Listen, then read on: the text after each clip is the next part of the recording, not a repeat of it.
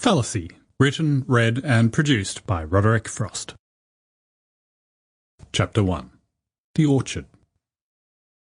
Milfandria seemed destined to be the prettiest woman in the Queendom. Then a horse kicked her face in at the age of 9, in the equine equivalent of a high five. The impact to her delicate bone structure was calamitous, like a glass sculpture speed dating an extinction-grade asteroid. As she grew, her kind nature, can-do attitude and physique could have attracted a suitor. She hid these qualities, though, under coarse Hessian clothing, in the family orchard on the outskirts of an insignificant hamlet.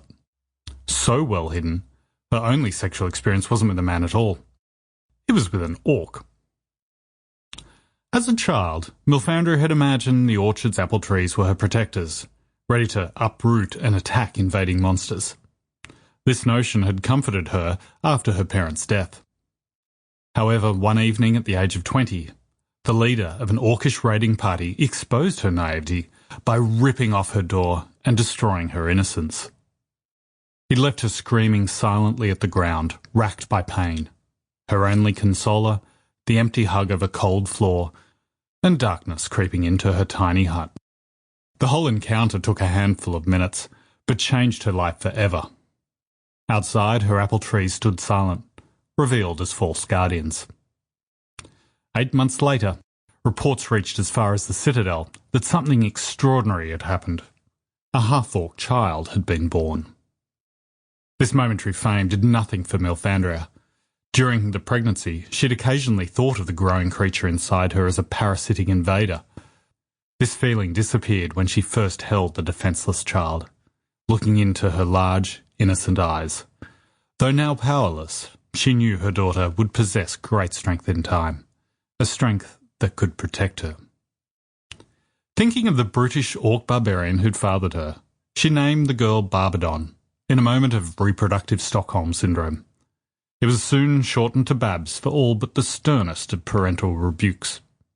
The young mother politely answered the questions of a physician from the royal court, but when he left, life returned to normal, albeit with the huge additional burden of a rapidly growing child. Breastfeeding proved particularly difficult, as the child's not-quite-human teeth grew. There was one exception to this normalcy. When Babs was still a toddler, Milfandria awoke one morning to find a monstrous, matte black greatsword placed on her doorstep. It was wrapped in a crude blanket with no note. Milfandria had struggled to pick it up, for it was taller than her. She stood confused, examining the way light died on its surface as utterly as life would on its edge. Taking it inside, she put it under the bed she shared with Babs. Brought out occasionally to inspect, it was eventually left dormant, gathering a caked-on layer of dust. The growing Barbadon had some contact with children her own age.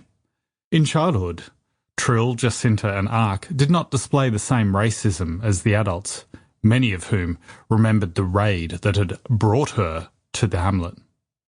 This reprieve of judgment was temporary.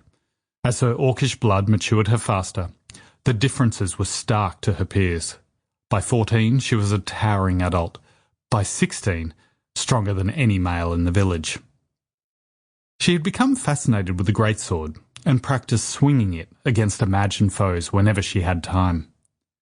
Milfandria would marvel at her physical presence when the last rays of sunshine silhouetted her sword-swinging daughter's form.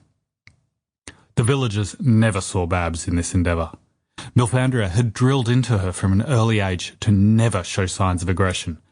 People were already distrustful of her father's heritage, so swinging a greatsword around was deemed unwise. Yet, inside that 6'4" body was still a naïve, uneducated girl with no book or street smarts. This was hardly surprising given the absence of books in her life. Or streets. She had occasional contact with the 3 other children who she rapidly outgrew. With surging hormones, Barbadon fell in love with one of the boys. The whole notion was slightly ridiculous given she was a foot taller than her prospective lover. Trill was kind in his rejection of her, but young love burns like a stone in a supernova, and the opened wound seemed so deep it would never heal. Another boy, Ark, whose father had always disapproved of the stupid orc calf, increasingly took on his father's views. When he heard from Sample complete. Ready to continue?